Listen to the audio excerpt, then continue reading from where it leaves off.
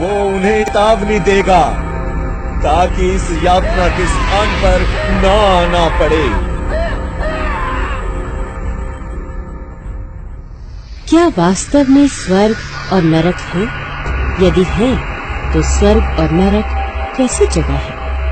धनी पुरुष और लाजर की कहानी के द्वारा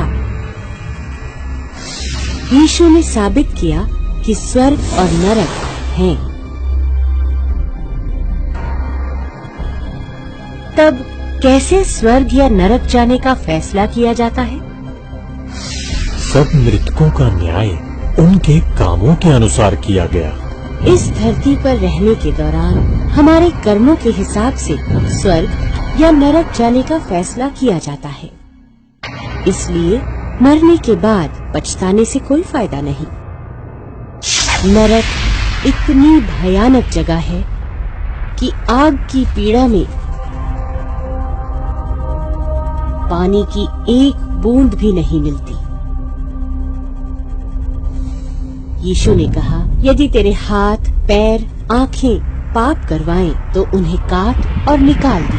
नरक में जाने की बजाय ये कहीं अच्छा है, क्योंकि शरीर काटे जाने से जितना दुख है उससे कहीं ज्यादा दुख नरक में होता है।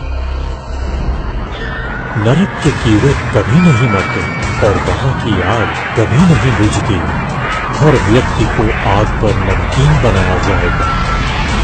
चाहे नरक में यातना बहुत कठोर हो तो भी हम खुद नहीं मर सकते। नरक में न तो खुशी है, न ही आराम और न ही उद्धार की आशा, सिर्फ भयानक दुख, अफसोस और दर्द है।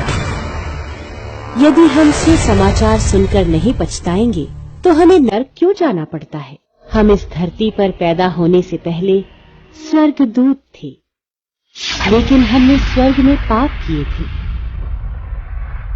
जिससे हम नरक की सजा पाकर आत्मिक जेल पृथ्वी पर पैदा हुए हैं। यदि हम इस पृथ्वी पर नरक की सजा से नहीं बच पाएंगे तो हमें नरक जाना पड़ेगा।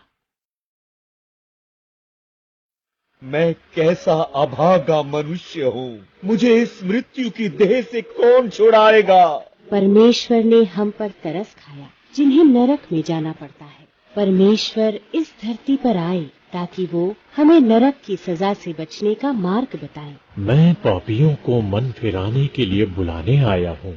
हमारे उन पापों को माफ करने के लिए जो मृत्यु लाते हैं। परमेश्वर ने अपना बलिदान करके अपना मांस और लहू हमें दिया। लो, खाओ, यह मेरी देह है। तुम सब इसमें से पियो, क्योंकि यह वाचा का मेरा वह लहू है जो बहुतों के लिए पापों की क्षमा के निमित्त बहाया जाता है।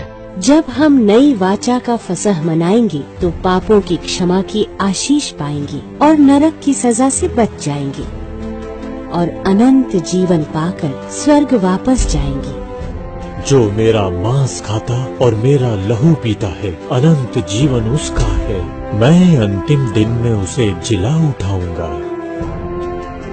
लेकिन यदि हम इस संदेश से इनकार करेंगे कि फसह से पापों की क्षमा पाकर अनंत जीवन पाए, तो स्वर्ग के पाप माफ नहीं किए जाएंगे और हमें नरक की सजा मिलेगी।